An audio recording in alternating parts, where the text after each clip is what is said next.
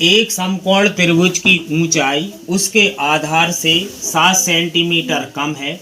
यदि कर्ण 13 सेंटीमीटर का हो तो अन्य दो भुजाएं ज्ञात कीजिए। सबसे पहले हम समकोण त्रिभुज बनाएंगे। समकोण त्रिभुज बनाने के लिए आप लोग ये बिल्कुल सीधी लाइन खींचेंगे 90 डिग्री में और एक बिल्कुल आड़ी लाइन खींचेंगे। इसको मिला देंगे, ये समकोण त्रिभुज हो जाएगा। समकोण त्रिभुज का मतलब एक कोण 90 डिग्री होता है। हमने त्रिभुज का नाम दे दिया ABC। ये आधार कहलाता है, ये लंब होता है और ये जो टेढ़ी भुजा होती है वो कर्ण होती है। और याद करने के लिए आड़ी भुजा को आधार, खड़ी भुजा को लंब और ये कानी माने टेढ़ी भुजा को क्या बोलेंगे? कर्ण। एक समकोण त्रिभुज की ऊंचाई उसके आधार से 7 सेंटीमीटर कम है। ऊंचाई उसके आधार से, आधार यदि आपने x मान लिया तो जो उसकी ऊंचाई है वो 7 कम है, यानी x - 7 हो जाएगी। एक समकोण त्रिभुज की ऊंचाई आधार से 7 सेंटीमीटर कम है। इसका मतलब निकला यदि आप आधार x सेंटीमीटर मान लेते हैं तो ऊंचाई कम है तो x - 7 हो जाएगी। यदि कर्ण सवाल वाला कह रहा है अपन से 13 सेंटीमीटर है तो हमें एक त्रिभुज की दो भुजाएं ज्ञात करना है। दो भुजाएं कौन कौन सी? एक लंब x - 7 और एक x। जब तक हम x का मान नहीं निकालेंगे जब तक हमको लंब और आधार। अब हम समकोण त्रिभुज ABC में सबसे पहले हल लिख लेना। हल लिखने के बाद समकोण त्रिभुज ABC में हमने सबसे पहले आधार को बोला जाएगा B से लेकर C तक आधार है। BC बराबर हमने मान लिया है x सेंटीमीटर। तो इसकी ऊंचाई या लंब बात बराबर होती है लंब AB बराबर x - 7 सेंटीमीटर और कर्ण A से लेकर C तक बराबर 13 सेंटीमीटर।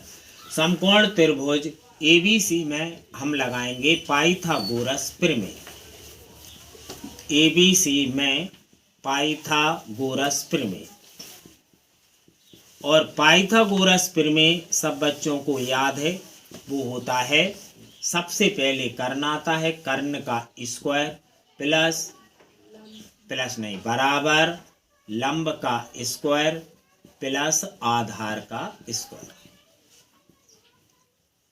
अब आप देखेंगे कर्ण है 13 तो कर्ण की जगह पे 13 का स्क्वायर चढ़ा दिया। लंब की जगह पर x - 7 का स्क्वायर प्लस आधार की जगह पर x का स्क्वायर।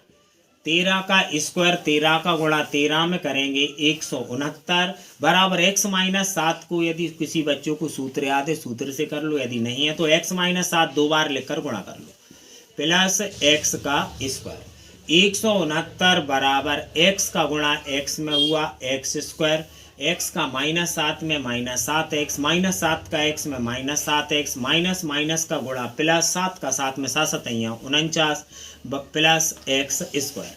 169 बराबर x स्क्वायर -7x मिलकर माइनस के हुए 14x प्लस और x स्क्वायर को दोनों को पहले ही जोड़ दो, सो हो गए 2x स्क्वायर और प्लस के कितने हैं 49, या 2x स्क्वायर -14x प्लस 49 बराबर 169।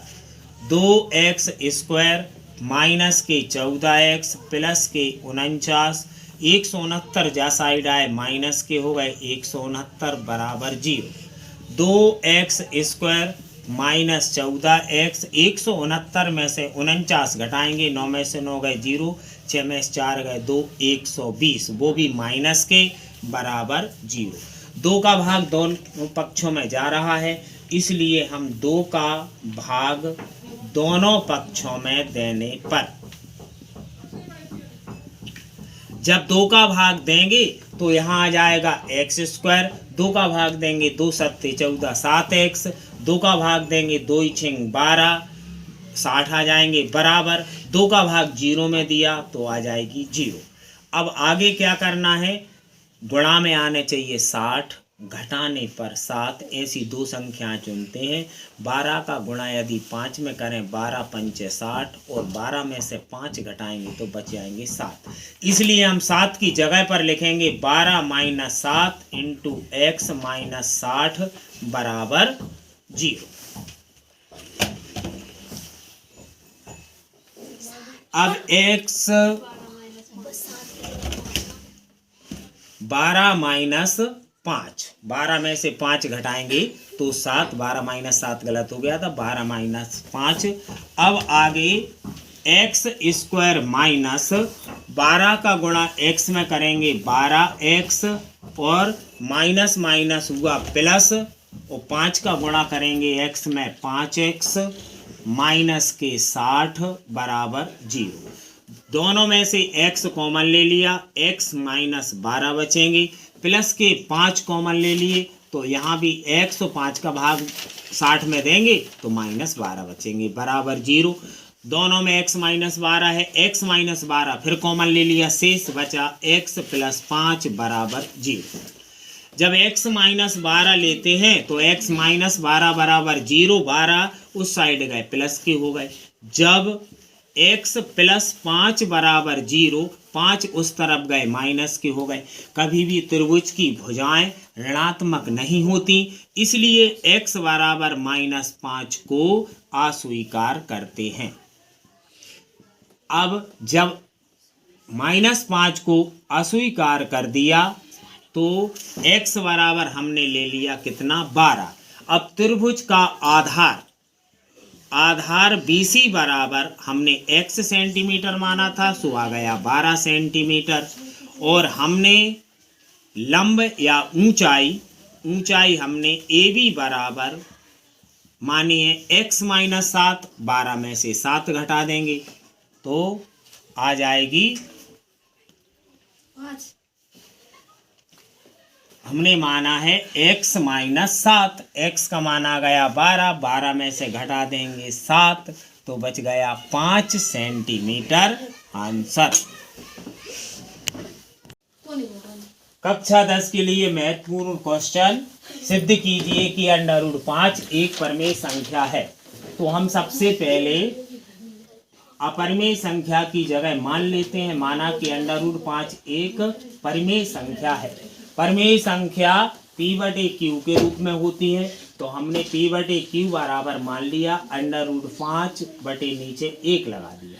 यहाँ पर p और q सहअभाज्य संख्याएं हैं, q बराबर नहीं है 0 के। सहअभाज्य संख्या क्या होती है? जो एक संख्या से ना कटे।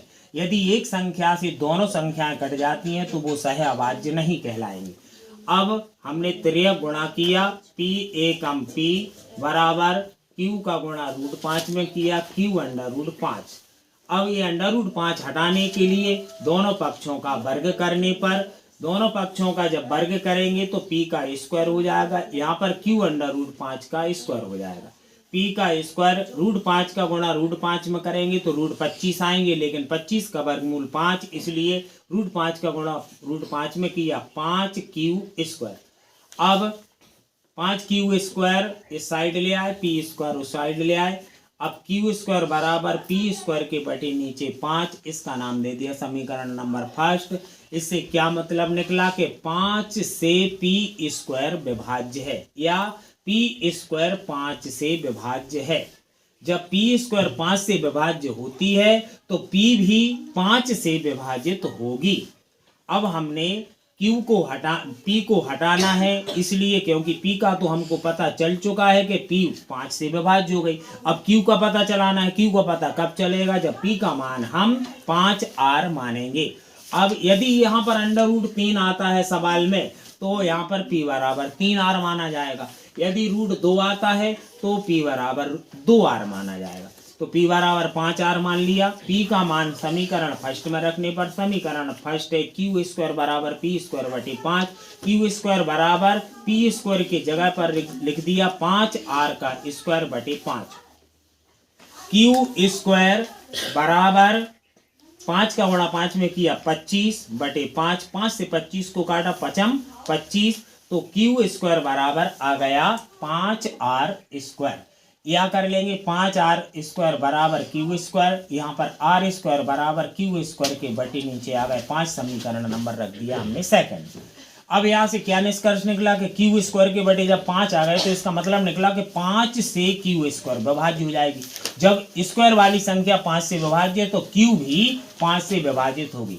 समीकरण फर्स्ट से निष्कर्ष निकला कि p 5 से विभाज्य हो रही है, सेकंड से निष्कर्ष निकला q 5 से विभाज्य हो रही। दोनों संख्याएं एक संख्या से विभाजित हो गई, लेकिन हमने p और q दोनों 5 से विभाज्य हो चुकी हैं, लेकिन हमने p और q सहभाज्य संख्याएं मानी। सहभाज्य का मतलब दोनों 5 से विभाजित नहीं होना था, लेकिन हो गया।